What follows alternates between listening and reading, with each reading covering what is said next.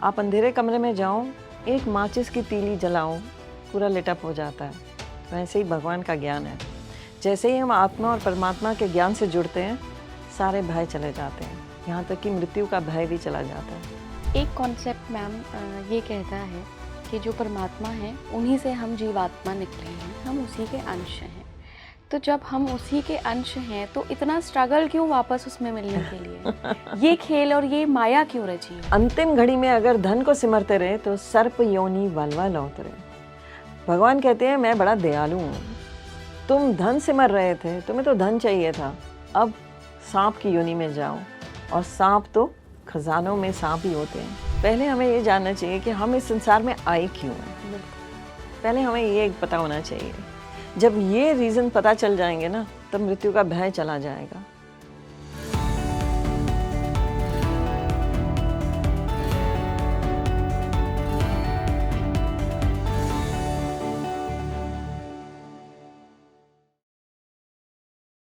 नमस्कार भारत, आप देख रहे हैं स्पीकिंग ट्री। मैं हूं आपके साथ हिला गोस्वामी।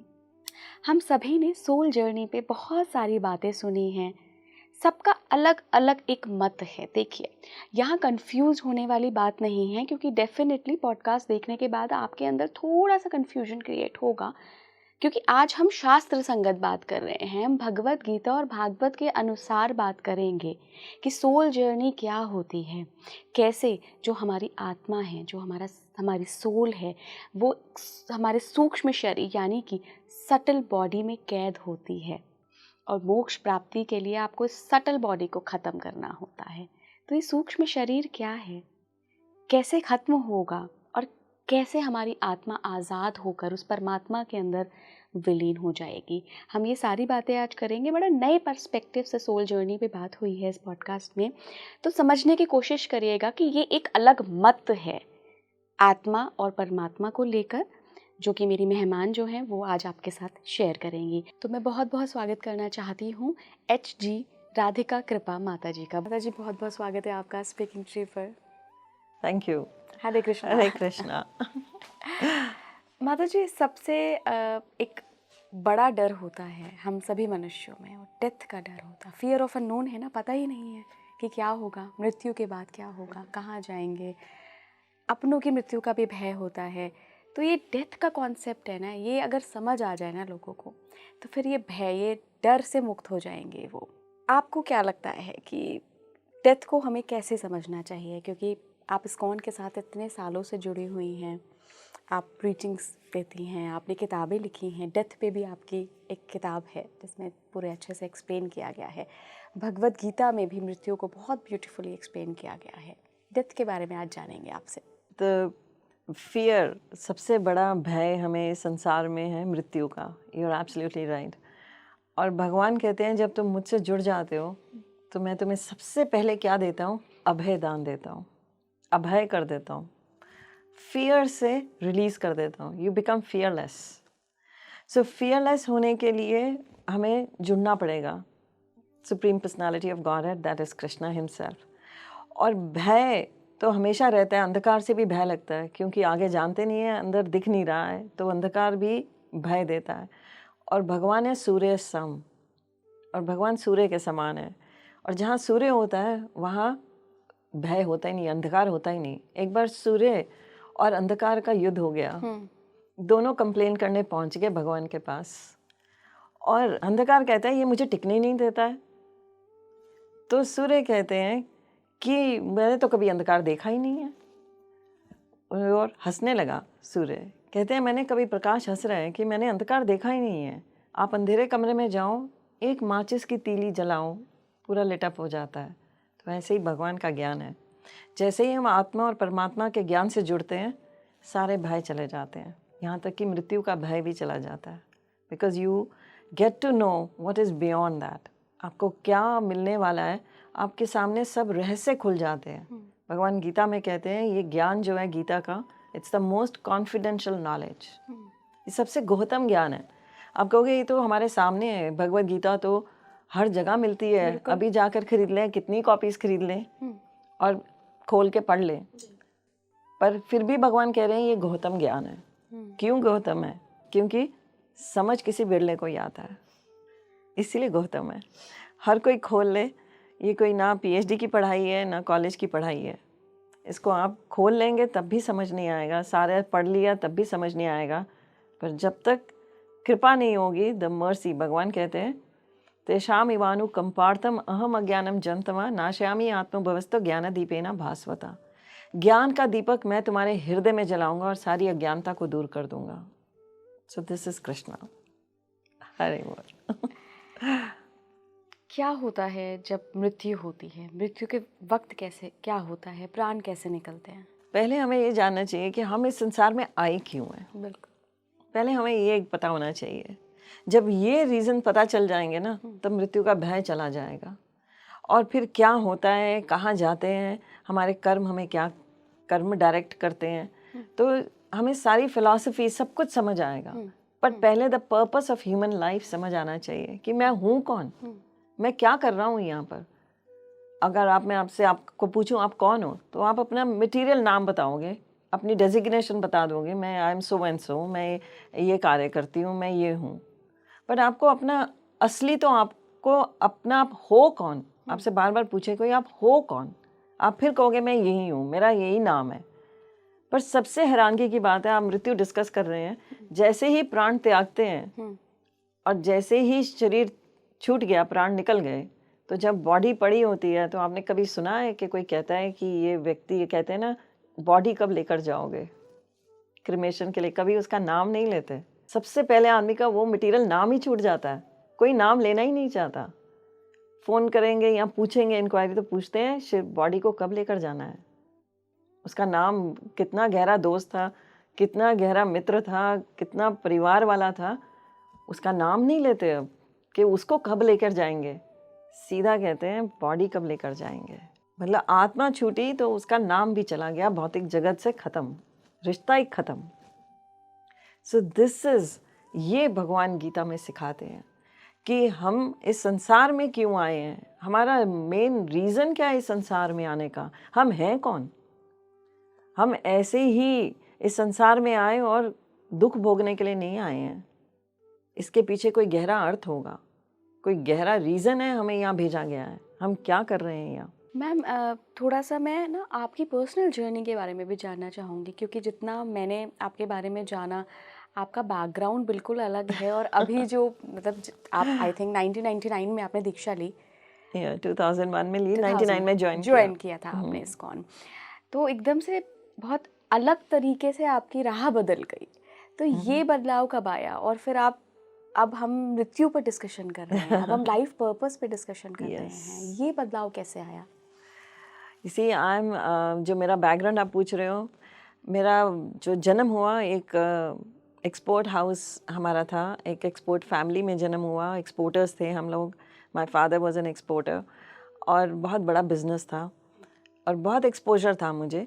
हमारे घर आए दिन फॉरेन बायर्स आते थे। हम 3 बहनें और मैं सबसे छोटी। और मेरे पिताजी जो थे, माय फादर, वो मेरे को एज अ बॉय कहना क्या था कि वो ऐसे ही मुझे बिजनेस में हर जगह आगे रखते थे।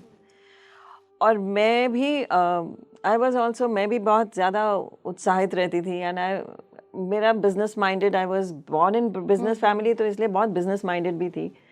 और कॉन्वेंट स्कूल में मेरी सारी शिक्षा हुई, तो बहुत एक्सपोजर था और मेरी हर इच्छा पूरी की जाती थी। मैं बहुत ही पैम्पर्ड थी, सबसे छोटी होने के कारण। बहुत मेरी बहनें मेरे से उम्र में बड़ी, 10 और 9 साल का डिफरेंस था उनका मेरा। और मैं बहुत पैम्पर्ड, इस रीज़न से बहुत ही पैम्पर्ड रही। और जहाँ मेरी इच्छा होती थी वहाँ मैं जो इच्छा प्रकट करती थी, जैसे मेरा 10th का एक बड़ा ही सुंदर एग्जाम्पल है मेरी मटीरियल लाइफ का, कि 10वीं के एग्ज़ाम्स, मेरे 10th के एग्ज़ाम्स हुए 1979 में। उस समय बहुत ही नए नए बोर्ड एग्ज़ाम्स शुरू हुए थे 10th क्लास के। तो मेरे पिताजी जो हैं, फादर ने उन्हें मुझे कहा कि अगर मैंने उनसे ये रिक्वेस्ट रखी एक कि अगर मेरे 70% बहुत बड़े होते थे, फर्स्ट डिवीज़न होती थी, तो ऐसे अगर मेरे 70% आए तो आप मुझे क्या दोगे? तो उन्होंने कहा जो तुम मांगोगे। ऑन डॉट मेरे 70% मार्क्स आए। आई रिमेंबर सैटरडे का दिन था, रिज़ल्ट आउट हुआ और एग्जैक्टली 70% आए। और मैंने उसी समय अपने पापा को कॉल लगाई और ऑफिस में बोला कि मेरे 70% आए हैं, अब आपको अपनी बात पूरी करनी है। मैंने अपना पूरा कर दिया, अब आप पूरी करो, क्योंकि मैंने बहुत मेहनत करी थी। मेरे 4 सब्जेक्ट्स में डिस्टिंक्शंस थी। तो गुरु माय फादर सेड कि जो तू कहेगी वील डू इट। तो आई सेड मुझे यूरोप का ट्रिप चाहिए, आई वांट लंदन, एंड पूरी लिस्ट दी कि मुझे यहाँ यहाँ जाना है। कौन से ईयर की बात है? 1979। अरे भाई साहब। और उन्होंने कहा अच्छा ठीक है, and you won't believe it, इस सैटरडे रिजल्ट आया, नेक्स्ट संडे हम लंदन की फ़्लाइट पे थे। और फिर मैंने कहा मुझे स्विट्ज़रलैंड, इटली, सब जगह जाना है, फ्रांस, और वो सब जगह लेकर गए। और जिस चीज़ पे मैं हाथ रखती थी शॉपिंग में, वो चीज़ मुझे मिलती थी। तो ऐसा मेरा ब्रॉटअप Childhood था, रहा है। चाइल्डहुड था। और फिर मेरी शादी हुई। मैंने उससे पहले I did my schooling. School के साथ जैसे ही स्कूल ख़त्म हुआ, मैंने साउथ दिल्ली पॉलिटेक्निक से फैशन डिज़ाइनिंग ज्वाइन किया, और साथ में ही कॉरेस्पॉन्डेंस दिल्ली यूनिवर्सिटी से ग्रेजुएशन की डिग्री भी ली। सो आई कंप्लीटेड, जो 6 इयर्स का काम था वो 3 साल में कंप्लीट किया। फिर 85 में मेरी शादी हुई। तो वो भी एक हिंदू पंजाबी फैमिली में हुई, मेरी इच्छा के अनुसार हुई, और बहुत ही सुंदर आलीशान वेडिंग हुई। माय फादर, मेरे पिताजी ने कोई कमी नहीं छोड़ी, शादी बहुत ही धूमधाम से हुई। एंड जो अगला परिवार था वो भी बहुत अच्छे थे। और फिर वहाँ पर कुछ वर्ष ऐसे बीते जो कहा जाए कि बिल्कुल ही कंफर्ट जोन के। शादी हो गई और मेरे को अपनी इच्छा थी अपना बिजनेस करने की, वो भी मेरी इच्छा पूरी हुई, वो भी शुरू किया। मेरे हस्बैंड ने पूरा सपोर्ट दिया। मेरे 2 बच्चे हुए, बेटा हुआ, बेटी हुई, और ऐसे जीवन चलता रहा। और फिर आ गया 98, ईयर 98। पर मेरे पिताजी से मेरा संबंध तो बहुत ही गाढ़ा था। ऐसे ही मेरे हस्बैंड का भी बहुत स्ट्रॉन्ग रिलेशनशिप था उनके साथ। जो पुत्र की कमी थी वो मेरे हस्बैंड ने पूरी करी, तो इसलिए उनका बहुत प्यार था हमारे परिवार में। और अचानक से 98, 22 दिसंबर 98, वो उन्हें हार्ट अटैक से आईसीयू में ले जाया गया। और मुझे उस समय जो मैंने बचपन में अपनी मदर से सीखा था, ग्रंथ साहिब में पढ़ा था, because I am from a Sikh family, तो हम लोग ज़्यादातर जाते थे मंदिर, जन्माष्टमी वगैरह दिनों पर जाते थे, मेरे फादर लेकर जाते थे।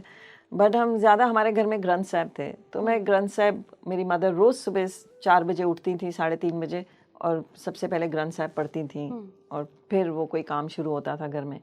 तो वो एक मम्मी ने आदत सिखाई थी कि ग्रंथ साहिब पढ़ना है, तो मैं पढ़ती थी। सुबह स्कूल जाने से पहले भी पाठ करती थी, सोने से पहले भी करती थी। और पर फिर शादी हो गई तो फिर थोड़ा पढ़ा, पर थोड़ा छूट गया, क्योंकि मैं बिज़नेस करने लग पड़ी, बच्चों को पालने लगी, तो ऐसे जीवन बीतता गया। तो 98 दिसंबर में जब फादर बीमार हुए, आईसीयू में थे, तो मेरे पास मुझे जो सीखा था उस समय वो याद आया कि अब एक ही प्रार्थना है, और वो भगवान से है, क्योंकि वो आईसीयू में है, डॉक्टर्स ने जवाब दे दिया है। तो मैं उसी हॉस्पिटल में बैठी हुई कॉर्नर में भगवान को याद करती रही, जो मैंने सीखा था वो जप करती रही। और पर 3:30 बजे रात को डॉक्टर्स ने कह दिया कि he is no more, he is left. उस समय मेरा जीवन बदल गया एकदम। मुझे ये हुआ कि आज वो चले गए हैं, कल मेरी बारी है, अब हम भी जाएंगे। आज मैं रो रही हूँ इतना, कल मेरे बच्चे रोएंगे। तो ये कैसी चेन है कि हम सेपरेशन की जो पीड़ा है उसको हमें सहना होगा। हर रिलेशनशिप में एक इनसिक्योरिटी, एक भय है कि ये कभी भी छूट जाएंगे हमसे। तो फिर हम इनके बिना कैसे रहेंगे, हम कैसे जीवन जिएंगे। तो और फिर रोना तो नेचुरल है कि हम उदास होते हैं, रोते हैं, तो ये तो चेन चलती रहेगी। और जो भी भगवान है तो वो तो हमारी कड़ी परीक्षा, क्या वो हमें मूर्ख बना रहे हैं। आपको ऐसा लगा उसको? हाँ, कि हमें यहाँ भेजा है तो हमें तो मूर्ख बनाया जा रहा है कि हम यहाँ जीवन जिएं, परिवार खड़ा करें, बिजनेस खड़ा करें, परिवार में रहें, और फिर इसी परिवार से हमें जब छूट जाने का भय हो, और जब वो छूट जाए तो हम पीड़ा में रहें। तो ये कैसा जीवन है जिसमें हर क्षण, हर पल देयर इज खतरा। हाँ, ऑफ कोर्स, वो एक फियर रहता है कि कोई ये लिखा है, ये शास्त्रों में लिखा है, हर पग पर विपदा है, हर पग खतरा है। और हम कभी संसार में सोचते ही नहीं, हम तो भाग रहे हैं, कभी फॉरेन घूम रहे हैं, कभी हम ब्रांड शॉपिंग कर रहे हैं और फ्लॉन्ट करते हैं अपनी शॉपिंग को, अपने ब्रांड्स को, अपने लाइफस्टाइल्स को। तो कितने मूर्ख हैं हम, क्या कर रहे हैं? इसके लिए तो हम आए नहीं थे, ये कर भी लिया। My father had a big business, इतना बड़ा, जब उनके शरीर को ले जाया जा रहा था तो मेरे अंदर यही क्वेश्चन था कि ये जिन्होंने इतना कुछ किया, इतना बड़ा एम्पायर खड़ा किया, इतना सब कुछ किया, आज कहाँ चले गए? सब कुछ यहीं छोड़कर चले गए, तो क्या फ़ायदा था इसको खड़ा करने का? भगवान ये तो नहीं कह रहे होंगे कोई और रीज़न होगा इसके पीछे कि हम क्यों जन्म ले रहे हैं? तो बस यही इच्छा मेरी उस समय जागृत हुई और फिर मेरे हस्बैंड ने फिर से मुझे सपोर्ट किया और मुझे यही था कि मुझे पता चले कि हम क्यों पैदा हुए और भगवान कौन है। हम सब तो यही कहते रहते हैं, ये भी भगवान, वो भी भगवान, बहुत सारे भगवान हैं, पर भगवान है कौन असली में? ये तो पता ही नहीं किसी को। जो पता हो तो उसी से प्रार्थना करेंगे, उसी से अपनी हम we will pray to him, अपनी इल्तिजा जिसको हम कहते हैं, वी विल ऑफर कि हमें कृपा करो, हमारे को रास्ता दो। पर पहले पता तो भगवान है कौन, क्योंकि हम तो वैसे ही कंफ्यूज्ड हैं कि there is variety of gods, so who is god? तो फिर मुझे इसके लिए मैंने अपने हस्बैंड को कहा कि एक मंदिर के बारे में हमने सुना था, तो मेरे हस्बैंड वहाँ गए भी हुए थे, तो मैंने कहा कि मुझे वहाँ जाना है। ये है सीकर में हनुमान जी का सिद्ध मंदिर। हाँ जी, सीकर में है। तो मैंने कहा मुझे वहाँ लेके चलो। हम वहाँ गए तो वहाँ मैंने देखा लोग नारियल बांधते हैं, धागा बांधते हैं, अपनी मनोकामनाएं मांगते हैं और वो सब ने कहा वो पूरी होती हैं। अब मेरी मनोकामना तो कुछ अलग सी थी। मैंने धागा बांधा और हनुमान जी से कहा कि मुझे बताओ भगवान कौन है? आप तो भक्त हो, आप तो भगवान के बड़े भक्त हो, तो आप बताओ भगवान है कौन? तो ये question, that was in the April 99। और उसके बाद वो बात ख़त्म हो गई और मेरा जीवन बहुत सादा हो गया। I had become purely vegetarian by that time. I was completely vegetarian. I was earlier not vegetarian, but अब मैं वेजिटेरियन थी। मेरा family, my husband also, both of us were vegetarians now. And then May आया, May 99। एक astrologer को ढूंढते हुए कि उससे ये पूछना है कि मृत्यु के बाद क्या होता है, हम लोग वृंदावन में पहुँचे टू कट शॉर्ट। एंड वो एस्ट्रोलॉजर तो मिला नहीं और हम वृंदावन में, ड्राइवर ने कहा कि एक सुंदर जगह है, मैं आपको वहाँ ले चलता हूँ, और वो था इस्कॉन का मंदिर। और वहाँ मुझे भक्त मिले और उन भक्तों ने मंदिर के दर्शन कराए, डेटीज़ के दर्शन कराए, बताया कि हरे कृष्णा महामंत्र जपना चाहिए। और फिर उन्होंने मुझे, प्रभुपाद ने जो गीता में लिखा है, कमेंट्री दी है गीता की, सरल शब्दों में गीता समझाई है, विद भगवान के पूरे शब्द अर्थ श्लोकों के साथ, उनके शब्द अर्थ हैं, उनके पर्पट्स हैं। तो मुझे जैसे जैसे वो बताते गए, मुझे अपने आंसर्स आते गए और मुझे बिल्कुल ये हुआ कि ये आंसर्स तो वही हैं जो ग्रंथ साहब में भी दिए गए हैं। क्योंकि मैंने ग्रंथ साहब पढ़ा था। तो हम कई बार सोचते हैं कि हमने जो चीज़ पढ़ी थी वो हमें याद नहीं रहती है, हम भूल गए हैं, पर वो सबकॉन्शियस लेवल में वो रहती है। और जब ज़रूरत होती है तो भगवान कृपा करते हैं कि वो चीज़ उभर कर आती है। तो मुझे उस समय वो जो ग्रंथ साहब में पढ़ा था कि मनुष्य देह मिलती क्यों है, भई प्रापत मानक देहरिया, गोविंद मिलन की ए तेरी बरिया, अवर काज कीते नाकाम, मिल साध संगत भज केवल नाम। जो ये गीता कह रही है, वो प्रभुपाद की बात बता रहे हैं कि प्रभुपाद गीता में बता रहे हैं कि भगवान कहते हैं कि सब कुछ त्याग कर मेरी शरण में आ जाओ, मैं तुम्हें वापस ले जाऊंगा। तो मनुष्य देह मिली क्यों है? भगवान की शरण में जाने के लिए। और यही बात गुरबानी कह रही है कि मनुष्य देह मिली है, अब गोविंद को मिलने की बारी है, अब कृष्ण को मिलने की बारी है, इसीलिए मनुष्य देह मिली है। एक कॉन्सेप्ट मैम ये कहता है कि जो परमात्मा है उन्हीं से हम जीवात्मा निकले हैं, हम उसी के अंश हैं। तो जब हम उसी के अंश हैं तो इतना स्ट्रगल क्यों वापस उसमें मिलने के लिए? ये खेल और ये माया क्यों रची है? भगवान कहते हैं ये सब मेरा खेल है। भगवान परमात्मा के रूप में हमारे हृदय में वास करते हैं, सर्वव्यापक रूप में हर चीज़ में है, ही इज़ एवरीवेयर। इस सोफे में, इस कुर्सी में, इस हर दीवार, हर कण कण में है, पर ये उनका घर नहीं है। उनका घर गोलोक है, उनका घर गोलोक धाम है। वो भगवान के रूप में वहाँ विराजमान है। तो भगवान गीता में कहते हैं, मैं परमात्मा के रूप में तुम्हारे हृदय में वास कर रहा हूँ। और फिर कहते हैं, मामे वंशो जीवलोका जीवभूता सनातना। आपने जो कहा कि हम सब भगवान के अंश हैं, बिल्कुल राइट। कृष्णा सेज दैट तुम सब मेरे अंश हो, पर तुम सब दुख भोग रहे हो क्योंकि तुम सब बिछड़ गए हो मुझसे। तुम्हारा डिस्कनेक्शन हो गया है मुझसे। तुमने मनः षष्ठानि इंद्राणी प्रकृति स्थानी कर्षति। तुम मन को छठी इंद्रिय मानकर मन के पीछे भाग रहे हो, इसीलिए इस संसार में कष्ट भोग रहे हो। तुम सब मेरे अंश हो, तुम सब मुझसे बिछड़ गए हो। हम, ये देह है, इस देह का अंश ये हाथ है, ये लेग्स हैं, ये हाथ है, ये सर है, ये इस देह का अंश है। और इन सब अंश का क्या काम है? इस देह की सेवा करना। ये हाथ अगर इस देह को कुछ खिला ना पाए, तो ये काम ना कर पाए, तो ये हाथ बोझ है। तो इसीलिए भगवान के हम अंश हैं। तो हमारी ड्यूटी क्या है? उनकी सेवा करना। सिंपल। सो हमारी ड्यूटी है उनकी सेवा करना। सो जो उनकी सेवा करते हैं वो वापस कनेक्ट हो जाते हैं उनसे। तो सबसे बड़ी सेवा है भगवान के नाम का जप, क्योंकि कलयुग में सबसे बड़ा ही है नाम। इससे ऊपर कुछ है ही नहीं। कली केवल नाम आधारा। सो कलयुग में everything will fall in place. ये ऐसी पजल है, जैसे ही आपने भगवान को जोड़ा, एवरीथिंग विल अपनी अपनी प्लेस में जाके सेट हो जाएगी। You will get all the answers to your questions. आपको आपके आंसर्स मिले जो आपकी फादर की डेथ के बाद आप बहुत ज़्यादा परेशान हो गई थी। Very much. That is the reason I am still here. आपके सामने हूँ। इस बात को 25 साल हो गए हैं। तो 25 साल में सबसे बड़ा गिफ्ट जो आपके बिछड़ जाते हैं, सबको जाना है, मुझे भी जाना है, कल मैं भी जाऊंगी, मेरे बच्चे भी परेशान होंगे। तो ना कोई परेशान हो, इसी के लिए अनासक्त होना बड़ा ज़रूरी है। So everybody should know the art of अनासक्ति। सबको पता होना चाहिए डिटैचमेंट कैसे होती है। सो डिटैचमेंट कैसे होगी? जब तक हम भगवान से नहीं जुड़ते, डिटैचमेंट नहीं हो सकती है। Attachment to the superior authority will bring the detachment to the material world. आपकी अटैचमेंट भगवान से होगी तो आपकी डिटैचमेंट इस भौतिक जगत से अपने आप हो जाएगी। हायर टेस्ट लग गया तो लोअर टेस्ट छूट जाता है। आप बच्चे को सुंदर बड़ा खिलौना दे दोगे, छोटा खिलौना फेंक देगा।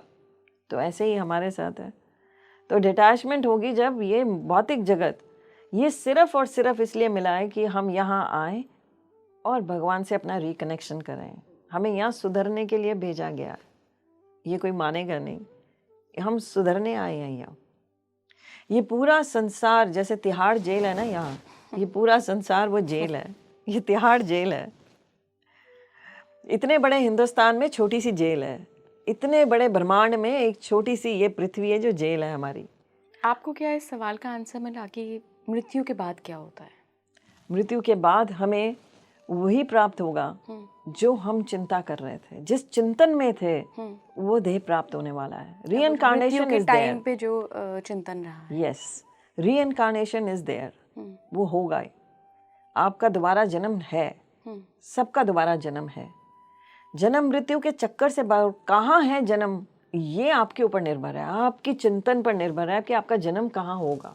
कैसे? कुछ उदाहरण से अगर हम समझें। जैसे भागवतम में, श्रीमद् भागवतम में उदाहरण आता है भरत महाराज का। भरत महाराज ने अपना सारा राज्य त्याग दिया अनासक्त होने के लिए। सब कुछ, पुत्र स्त्री सब त्याग कर जंगल में गए तपस्या करने। अब वहां आसक्ति हो गई हिरण के बच्चे से। हिरनी है, वो प्रेग्नेंट है, एक शिकारी पीछे पड़ा है, हिरनी के पीछे तीर चलाया, हिरनी उछली है तो उसके गर्भ से बच्चा गिर गया और वो मर गई। अब राजा भरत ने अपने ऊपर ले लिया कि इस बच्चे को पालना है। कौन पालेगा? अपने बच्चों को तो छोड़ आए थे, हिरनी के बच्चे को पालने लग पड़े। सोच लिया कि मेरे बिना इसका क्या होगा। इतने आसक्त हो रहे हैं और फिर उसको अपनी तपस्या में ही उसी पर मेडिटेट कर रहे हैं कि वो इधर ना चला जाए, उधर ना चला जाए, उसको खा ना ले कोई। ऐसा अपनी तपस्या तो रह गई बीच में, अपनी मेडिटेशन रह गई। अब वो हिरनी के बच्चे में आसक्ति है। अपना देह छोड़ने का समय आ गया, अगला जन्म हिरण का लेना पड़ गया, अगला जन्म हिरण का हो गया। और ये कथा ग्रंथ साहिब में भी लिखी है, हर जगह आ रही है। तो इसका ये नहीं है कि भागवतम सिर्फ एक मिथ है, इट्स नो मिथ, ये माइथोलॉजी नहीं है, तो सत्य आपके है। कोई पूर्व पुण्य काम नहीं आते हैं जो लास्ट में थॉट होता है डेथ के टाइम, वही क्योंकि जन्म होता है? वही, और फिर नहीं काम आते हैं उनको। हिरनी के देह में आकर भी, हिरन के देह में आकर याद रहा भगवान की कृपा से कि उन्होंने क्या गलती की थी। उन्होंने वो समय काटा और अगला देह फिर मनुष्य का मिला, और अब वो गलती नहीं कर रहे थे कुछ भी, जड़ भरत करके, जड़ भरत, हाँ, जड़ भरत कर आए और फिर मुक्ति को प्राप्त हुए। सो this is how it is कि आप भगवान कृपा तो करते हैं, ये नहीं है कि आपने जो किया था वो निष्फल गया, वो रहे, उसका फल मिलेगा, पर अंतिम चेतना बहुत ज़रूरी है। अंतिम क्षण की चेतना वही होती है जो आपने ड्यूरिंग द ईयर्स कर रहे थे, जो पहले किया था और वो कुछ वर्ष आकर भूल गए, तो वो अब गैप तो फिल होना था और ऐसा होना था। मैम अच्छा, हम आजकल देख रहे हैं, मैं तो सोशल मीडिया के माध्यम से ही देखती हूँ, सारे लोग लग्जरी के पीछे, महंगे महंगे बैग, शनाल, गुची, कोच, सबके नाम पता है यूथ को, बहुत मटेरियलिस्टिक लाइफ के पीछे जा रहे हैं। तो डेफिनेटली यहाँ तो कहीं ना कहीं वो पैसा, वो शोहरत, वो नाम चलता ही रहता है। तो जो ऐसे लोग होते हैं जो बहुत एम्बिशियस हैं, जो पैसा कमाना चाहते हैं, पैसे के पीछे ही अंधी दौड़ में भाग रहे हैं, क्या ऐसे लोगों का भी कुछ पर्टिकुलर जन्म होता है कि अगले जन्म में ये यही बनेंगे? अगर ये आप अपने शो पे दे दोगे तो पता नहीं लोग डर जाएंगे या क्या करेंगे। मैं सिर्फ शास्त्र संगत बात कर रही हूँ मैम। यस, मैं भी वही डिक्लेयर कर रही हूँ कि only the scriptures what they से। गुरबानी में क्लियरली आता है जो ऐसी अंतिम क्षण में जिनकी चेतना अंतकाल में जैसी चेतना होती है वैसा देह प्राप्त होता है। ये भी हमने भागवतम से करा, ये ग्रंथ साहिब में भी दिया है। क्योंकि मैं तो दोनों को सामने रखती हूँ तो मेरा फेथ और स्ट्रांग हो जाता है कि बिल्कुल I am on the right track. So अंतकाल जो सिमरे लक्ष्मी ऐसी चिंता में जो मरे, सर्प योनि वलवल अवतरे। गोविंद नाम न बीसरे मेरी बाई, गोविंद नाम न बीसरे। संत त्रिलोचन की भक्तों की कथा है, वहाँ भक्तों की वाणी है यहाँ। तो कह रहे हैं कि अंतकाल में जो लक्ष्मी सिमरते रहते हैं, धन सिमर रहे हैं और पैसा और के पीछे भाग रहे हैं, और मृत्यु आ गई। मृत्यु का भगवान ने यही कहा कि मृत्यु का क्षण मैं नहीं बताऊंगा तुम्हें। मृत्यु ध्रुव है, टेस्ट आएगी फॉर श्योर आएगी, पर उसका अंतिम घड़ी किसी को नहीं बताऊंगा। और अंतकाल में जो मुझे याद करेगा वो मेरे धाम आ जाएगा। सो कितनी बड़ी गेम खेल रहे हैं। तो ये पैसे वाला बंदा क्या बनेगा? अभी ये तो सुनो कि वो कह रहे हैं कि अंतकाल में जो मुझे याद करेगा मेरे धाम आएगा, अंतिम घड़ी मैं बताऊंगा नहीं। तो इसका क्या अर्थ है कि हर समय मुझे याद करो। अब अंतिम समय में जो धन को सिमर रहे थे, जो धन के पीछे ही भागते रहे पूरा जीवन, तो अंतिम घड़ी में ऑफकोर्स धन ही याद आएगा। भगवान ऐसा भी नहीं करने लगे कि आसपास उस समय कृपा कर दे तो कोई ऐसी कृपा हो जाए कि वैष्णव कृपा मिल जाए, तो भक्त मिल जाए तो अगला जीवन शायद सुधर जाए। पर अंतिम घड़ी में अगर धन को सिमरते रहे तो सर्प योनि वलवल अवतरे। भगवान कहते हैं मैं बड़ा दयालु हूँ। तुम धन सिमर रहे थे, तुम्हें तो धन चाहिए था, अब सांप की योनि में जाओ। और सांप तो खजानों में सांप ही होते हैं। हम हमेशा पढ़ते आए, सुनते आए। आज भी एक मंदिर है जहाँ पर अभी तक एक लॉक जो तहखाना नहीं खुला है, उसमें बहुत कहा जा रहा है बहुत ही खजाना पड़ा है। मेरे नानी घर में भी खजाने के पास पूरे सांप निकले थे। Oh Krishna, then it's real, you can नहीं, अंडरस्टैंड। ये मैं बहुत ऑथेंटिकली बोल सकती हूँ क्योंकि सो दिस हैपेंस। सर्प योनि वलवल अवतरे। भगवान कहते हैं तुम धन मांग रहे थे, अब धन में ही रहो। तुम्हें तो धन चाहिए था, मैं तो चाहिए ही नहीं था, तो जो चाहिए था मैंने दे दिया। तो भगवान बड़े दयालु हैं, जो चाहिए वो दे देते हैं। He is so merciful. Ma'am, कई लोग ऐसे होते हैं जिनको अपने बच्चों की बहुत चिंता होती है। एक तरह से अगर हम देखें तो हमें लगता है कि अरे ये तो बहुत ऑब्वियस सी बात है, मदर फादर हैं, पेरेंट्स हैं तो इनको रहेगी। इसका भी कोई जिक्र है कि अगर इस टाइप की कोई चिंता हो किसी व्यक्ति को और उसका अंतिम समय आ जाए तो कौन सी योनि मिलेगी? कुर्बानी फिर से कहती है अंतकाल जो सिमरे संतान में बच्चा है, बेटी है या बेटा है, तो वो उसी को सिमरता रहा और फिर देह त्याग दिया। क्योंकि अचानक देह तो अचानक त्यागना है, ये प्लानिंग तो करनी नहीं कि मैं उस समय ये सोचूंगा या वो सोचूंगा। सब कहते हैं और अंतिम घड़ी में करना है ना, हम तब भगवान को याद कर लेंगे, दे से दैट वे। पर भगवान वो समय नहीं देते किसी को। अंतिम घड़ी आजकल आप तो अगर रील्स की बात करो, सोशल मीडिया की, तो इतने सारे आप देखते हो कि खड़े खड़े खड़े लोग जा रहे हैं डांस करते करते। उस दिन मैं रील देख रही हूँ, डांस करते करते वो लेडी शी डाइज। तो बच्चा स्कूल में है तो बैग लेकर जा रहा है तो कोलैप्स कर रहा है। तो भगवान ने कोई किसी को समय नहीं देंगे, तो इसीलिए हमारी सारी प्लानिंग्स फेल हो जाएंगी। हम सोच रहे हैं हमारी प्लानिंग्स चलेंगी, किसी की प्लानिंग नहीं चलती है। कोई जितनी मर्जी चतुराई चालाकी से कभी भगवान नहीं मिले हैं, किसी चतुराई और चालाकी से भगवान नहीं मिलते। तो यहाँ पर कह रहे हैं जो अंतिम घड़ी में संतान सिमरते रहते हैं और देह त्याग दिया, सूकर योनि वलवा लौतरे।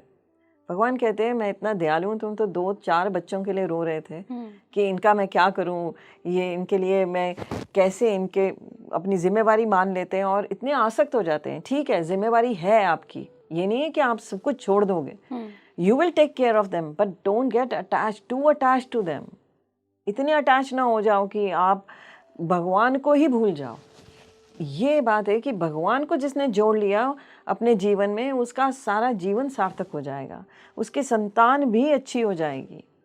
तो जो इसमें अटैच हो गए, तो भगवान कहते हैं तुम सूकर योनि वलवल उतरे, सुअर की योनि में भेज दूंगा। 2-4 बच्चों के लिए रो रहे थे, अब तो सुअर चलता है तो उसके पीछे पूरी ट्रेल ऑफ पिगलेट्स होती है, उसके पीछे छोटे छोटे 10-12 बच्चे चलते हैं।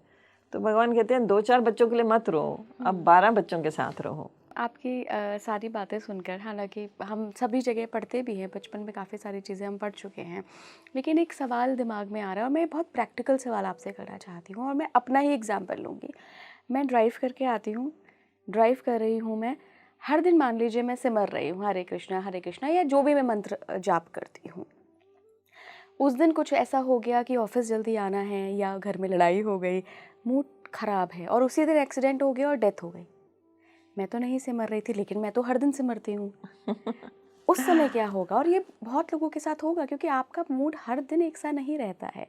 हम बहुत सारी चीज़ें, मानव शरीर में हार्मोनल भी होती हैं, बहुत से हार्मोन्स भी हमें डील करते हैं। हालांकि विवेक हमेशा आपके पास होना चाहिए, लेकिन कभी कभी विवेक नहीं भी होगा, और अगर डेथ उसी टाइम आ गई तो मैं क्या एक्सपेक्ट करूँ कि मैं क्या बनूंगी अगले जन्म में?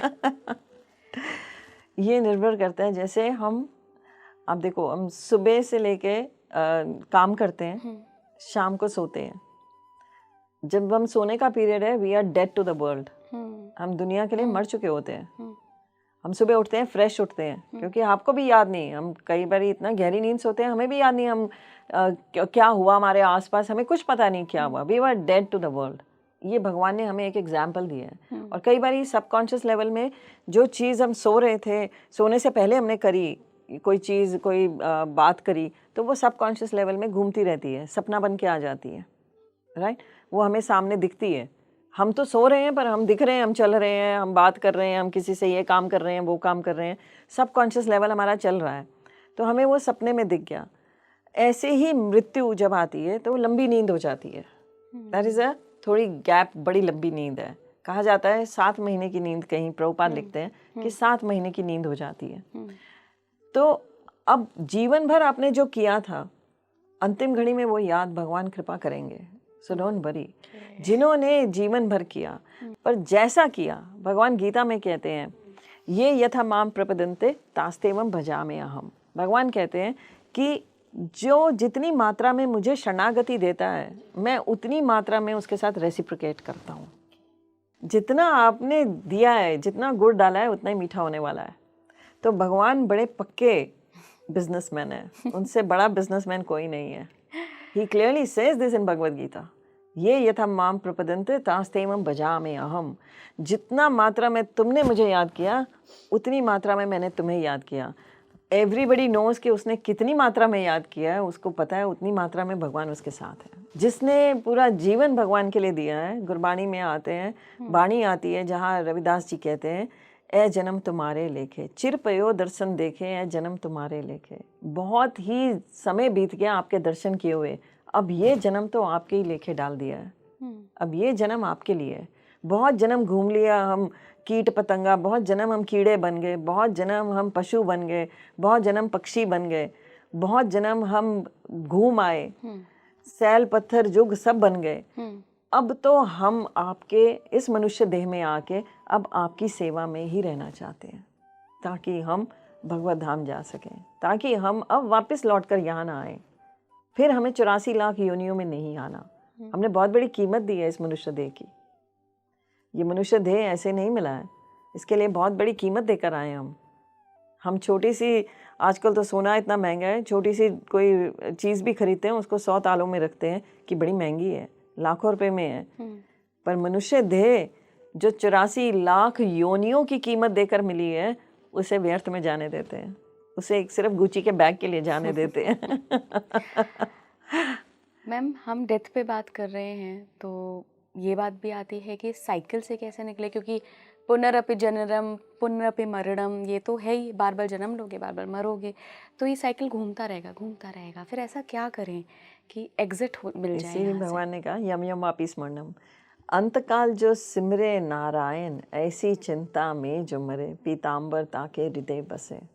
जो नारायण सिमरते हुए शरीर त्याग देते हैं, जो भगवान का नाम लेते हुए देह त्याग देते हैं, फिर उन्हें वापस लौट के नहीं आना पड़ता, फिर भगवान उनको अपने धाम ले जाते हैं, क्योंकि उनके हृदय में पीताम्बर बस जाते हैं। अब कृष्ण अपने घर ले जाते हैं। तो ये कैसे हो? मन कर्म वचन तीनों से हो? मनसा वाचा कर्मणा, मन से, वाणी से, कर्म से, ये तीनों भगवान को शरणागत करना है।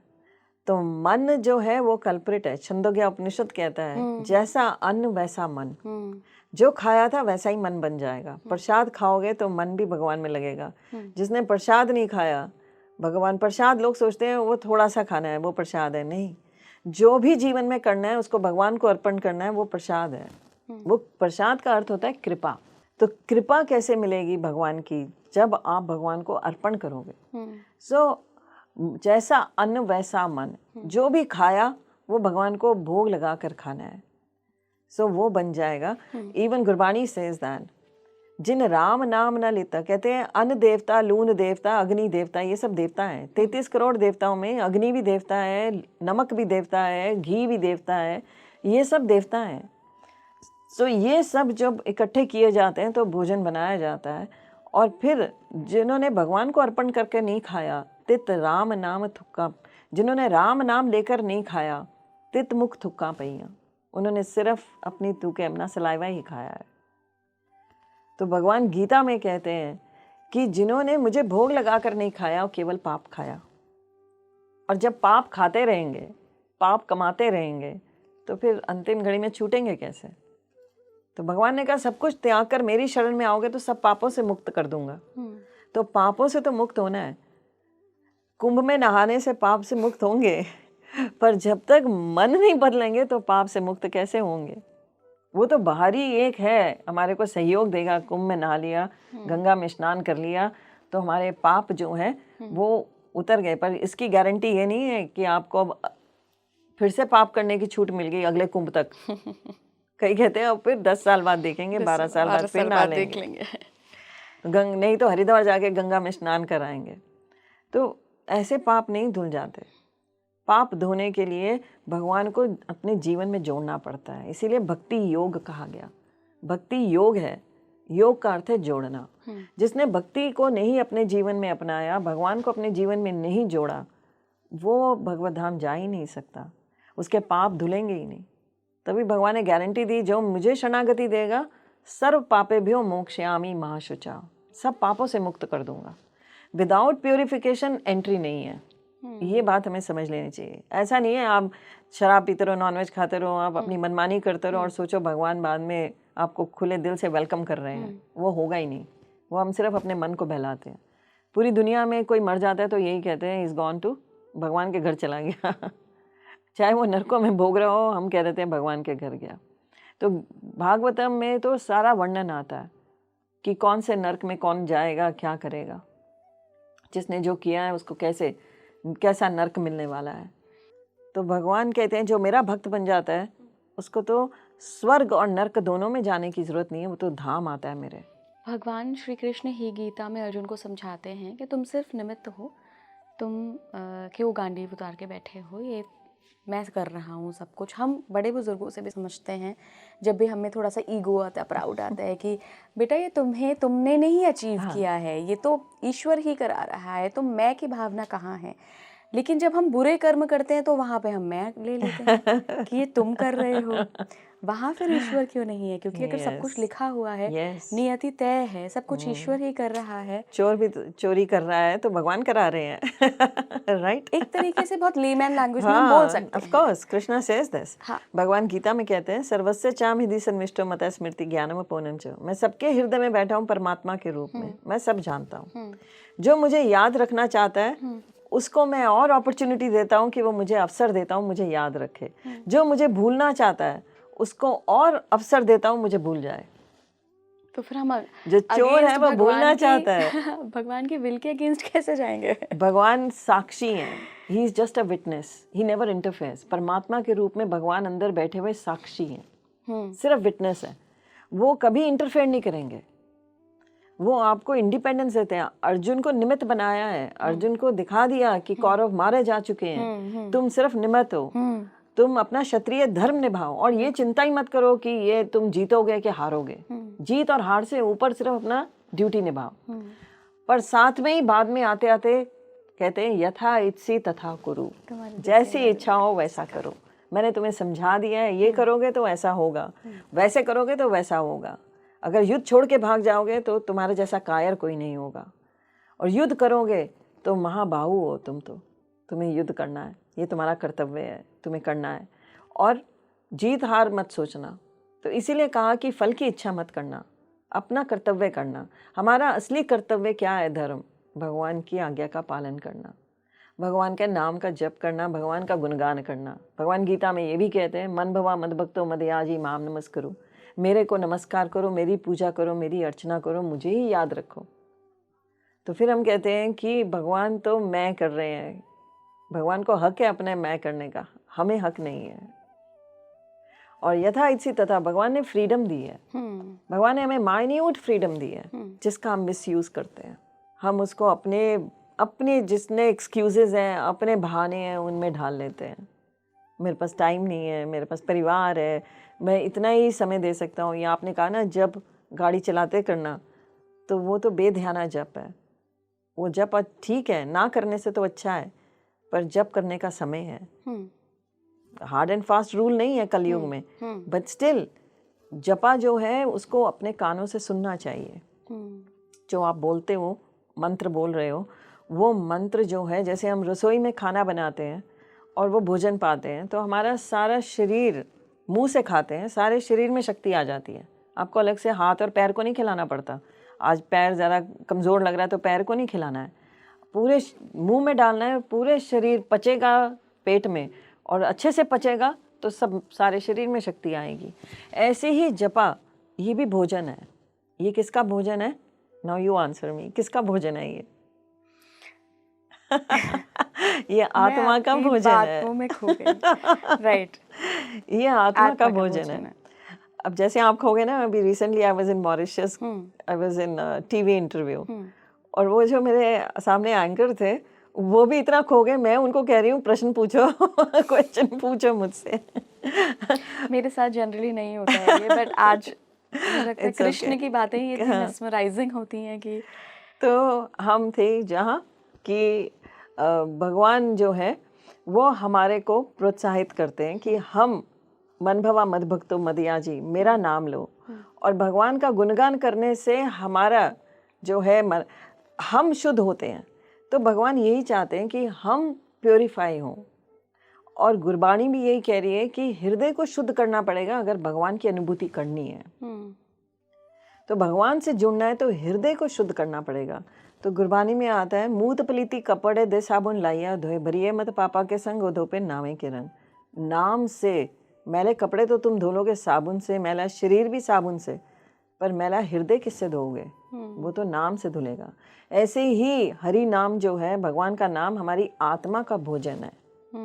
शरीर का भोजन था, रसोई में बनाया, खाया, शरीर को हट्टा गट्टा कर लिया, पर अब आत्मा को भी तो उसका भोजन चाहिए।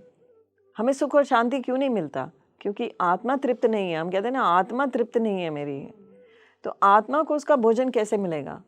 आत्मा को उसका भोजन मिलता है ये मंत्रोच्चारण से। और कैसे करना है मंत्रोच्चारण?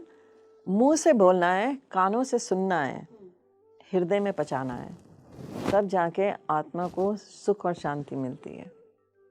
तो ऐसे ही जब हम हरे कृष्ण कृष्ण कृष्ण हरे हरे, हरे राम राम राम हरे हरे बोलते हैं, तो अपने कानों से सुनना है।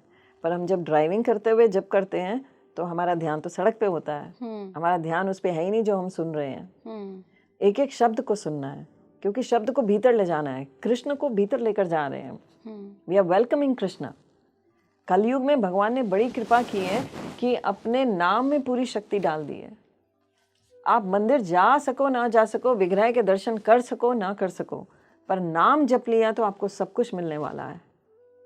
सो उस नाम में इतनी शक्ति है, पर वो नाम जपने का तरीका है कि वो बड़े ध्यान से जपना है, एक एक शब्द को सुनना है, कृष्ण क्लियरली सुनने हैं, ताकि वो हृदय में चले जाएं। और वहाँ पर कहा जा रहा है कृष्ण के साथ संबंध जुड़ जाएगा। That relationship will come and that relationship is very important.